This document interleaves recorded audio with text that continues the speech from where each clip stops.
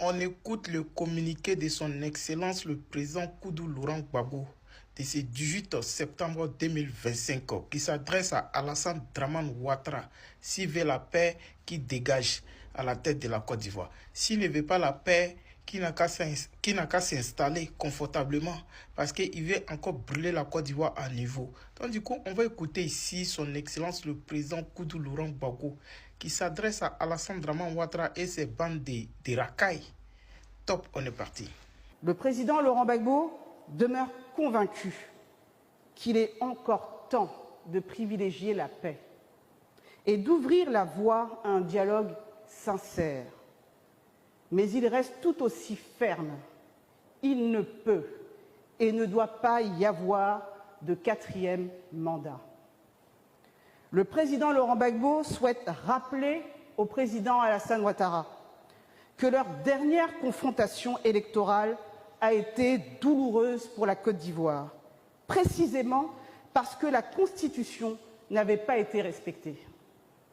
Les cicatrices de cette période ne se sont pas encore refermées et nous savons tous quel prix le pays a payé à ce manquement au droit.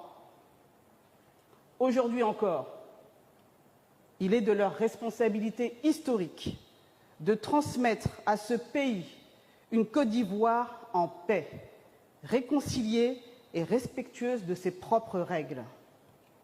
Le président Henri Konan Bédié n'est plus. Parmi ceux qui ont eu la charge suprême de conduire la nation, il ne reste désormais que deux hommes, Laurent Gbagbo et Alassane Ouattara. Cette réalité crée un devoir supplémentaire, car l'histoire retiendra non seulement ce que chacun a fait quand il était au pouvoir, mais aussi ce qu'ils auront légué au moment de le quitter. Il ne faut pas croire que l'on est fort parce que l'on tient momentanément les institutions et les armes.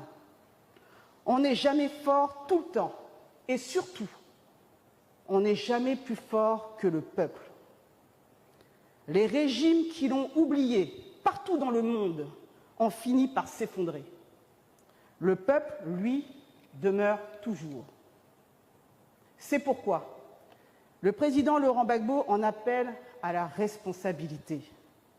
Gouverner, ce n'est pas s'éterniser au pouvoir au risque de briser la nation.